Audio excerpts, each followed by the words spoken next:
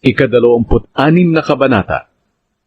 Kung paanong hindi bagay na magniebe sa tag-araw at umulan sa panahon ng tag-ani, hindi rin bagay na papurihan ang taong hangal.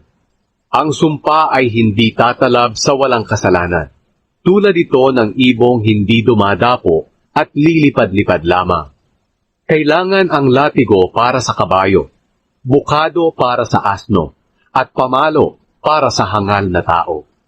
Huwag mong sagutin ang hangal kung nakikipag-usap siya sa iyo ng kahangalan, at baka matulad ka rin sa kanya. Ngunit kung minsan, kailangang sagutin din siya, para malaman niya na hindi siya marunong tulad ng kanyang inaakala.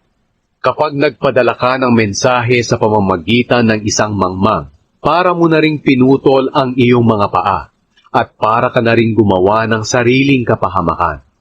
Ang pilay na paa ay walang kabuluhan, katulad ng kawikaan sa bibig ng hangal. Ang isang papuri na sa hangal iniuukol ay parang batong nakatali sa tirador. Ang kasabihang sinasabi ng hangal ay makapipinsala tulad ng matinik na kahoy na hawak ng lasing. Kahangalan ang pumana ng kahit sino. Gayon din ang pagkuha sa hangal o sa sino mang dumadaan upang upahan. Inuulit ng hangal ang kanyang kahangalan, tulad ng asong binabalikan ng kanyang suka para kainin. Mas mabuti pa ang hinaharap ng isang taong mangmang kaysa sa taong nagmamarunong. Ang batugan ay hindi lumalabas ng tahanan. Ang kanyang dahilan ay may leon sa lansangan. Gaya ng pintuang pumipihit sa bisagra, ang batugan na papihit-pihit sa kanyang kama. May mga taong sobrang tamad na kahit ang kumain ay kinatatamaran. Ang akala ng batugan, mas marunong pa siya kaysa sa 7 tao na tamang mga tuwiran. Mapanganib ang nanghihimasok sa gulo ng may gulo. Ito ay tulad ng pagdakma sa tainga ng aso.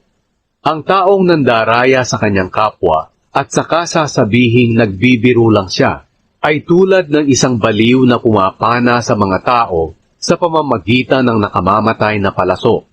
Namamatay ang apoy kung ubos na ang panggatong. Natitigil ang away kung wala ng tsismisan. Kung uling ang nagpapabaga at kahoy ang nagpapaliyab ng apoy, ang taong palaaway naman ang nagpapasimula ng gulo. Ang tsismis ay parang pagkaing masarap nguyain at lulukin. Maaaring itago ng magandang pananalita ang masamang isipan.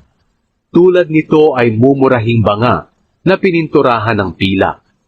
Maaaring ang kaaway ay magandang magsalita, ngunit ang nasa isip niya ay makapandaya.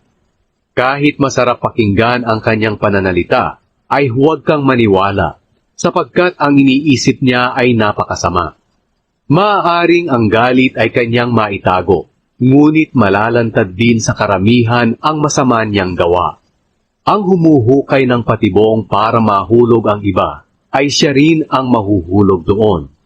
Ang nagpapagulong ng malaking bato para magulungan ang iba, ay siya rin ang magugulungan nito.